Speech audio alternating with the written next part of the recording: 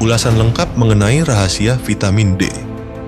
Seperti diketahui, vitamin D banyak manfaatnya untuk tubuh manusia yang sudah banyak dirilis dan dipublikasikan oleh masyarakat umum atau para dokter.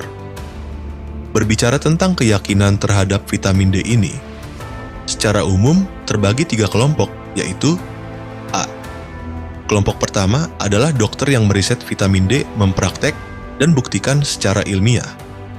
Ini yang disebut sebagai dokter ahli vitamin D. B. Kelompok kedua adalah orang awam atau dokter yang mempelajari ilmu vitamin D dari hasil riset dan petunjuk dari para dokter ahli vitamin D, mempraktek, dan buktikan sendiri secara ilmiah. Ini yang disebut orang awam dan dokter yang paham vitamin D. C. Kelompok ketiga adalah orang awam dan dokter yang tidak mempelajari ilmu vitamin D dari dokter ahli vitamin D dan hanya berteori sesuai dengan naskah tanpa praktek mengenai vitamin D. Ini disebut orang awam dan dokter yang belum paham vitamin D. Anda termasuk kelompok yang manakah? Mari kita bahas bersama. Berikut ulasan mengenai ilmu terapi vitamin D. Mengapa disebut ilmu terapi vitamin D? Karena vitamin D tidak seperti vitamin lainnya yang tidak perlu cek levelnya dan boleh asal minum. Terapi vitamin D lebih baik konsultasi ke ahli atau dokter yang paham vitamin D sehingga bisa mencapai hasil maksimal. Hasil riset dari para ahli vitamin D mengenai level vitamin D adalah optimalnya adalah 100 nanogram per mililiter sampai dengan 140 nanogram per mililiter. Disarankan untuk mencapai optimal supaya bisa mendapatkan hasil yang maksimal, terutama dalam hal kekebalan tubuh. Vitamin D bukan mengobati berbagai penyakit, tetapi vitamin D punya peranan penting terhadap sel-sel tubuh, secara tidak langsung bisa memperbaiki atau reproduksi sel-sel yang rusak dan mengganti dengan sel-sel yang baru. Misalnya, stem cell yang saat ini banyak dipublikasikan, sehingga banyak orang beranggapan bahwa vitamin D bisa mengobati berbagai penyakit. Tubuh terdiri dari sel-sel, contohnya kanker, karena selnya sudah rusak, sehingga tubuh menjadi tidak sehat. Vitamin D tidak secara langsung memperbaiki atau meregenerasi sel tubuh, tetapi memiliki peran penting dalam kesehatan sel dan proses regenerasi. Berikut adalah beberapa cara vitamin D mendukung kesehatan sel dan regenerasi tubuh. Mendukung sistem kekebalan tubuh. Vitamin D membantu meningkatkan fungsi sistem imun yang berperan dalam melawan infeksi dan mempercepat penyembuhan luka. Menjaga kesehatan tulang dan otot. Vitamin D membantu penyerapan kalsium yang penting untuk regenerasi tulang dan menjaga kekuatan otot. Melindungi sel dari kerusakan. Vitamin D memiliki efek antiinflamasi dan antioksidan yang membantu melindungi sel dari stres oksidatif dan peradangan. Mendukung regenerasi kulit. Vitamin D berperan dalam penyembuhan luka dan kesehatan kulit dengan mendukung produksi sel kulit baru. Menjaga fungsi sel saraf. Vitamin D berperan dalam kesehatan sistem saraf dan dapat membantu mencegah degenerasi sel saraf yang berhubungan dengan penuaan atau penyakit neurodegeneratif. Jadi, meskipun vitamin D tidak secara langsung memperbaiki atau meregenerasi sel, ia memiliki peran penting dalam menciptakan kondisi yang mendukung regenerasi sel dan kesehatan tubuh secara keseluruhan. Sesuai informasi dari para medis atau dokter, bahwa ada beberapa cara dan faktor yang dapat meningkatkan level vitamin D. Contoh, A. Dengan berjemur matahari berdasarkan jam tertentu.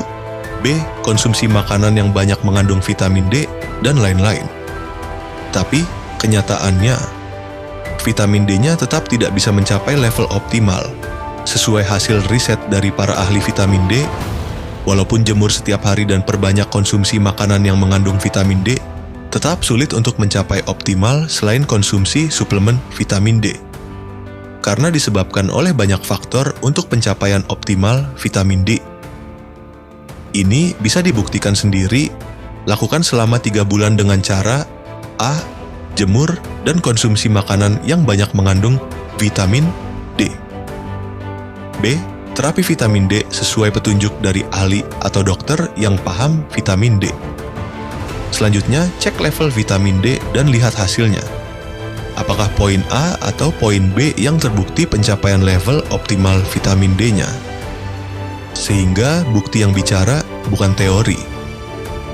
Secara ilmiah yang dirilis oleh para ahli atau dokter bahwa terbukti vitamin D bisa mencegah atau memperbaiki penyakit kanker, autoimun, ginjal, glukoma, kulit, tulang, dan lain-lain. Ini yang perlu dipahami secara umum, artinya selama level vitamin D sudah mencapai optimal, tubuh menjadi sehat. Dari bukti ilmiah, orang yang kena penyakit kanker, ginjal, autoimun, dan lain-lain umumnya kekurangan vitamin D. Berikut cara terapi vitamin D.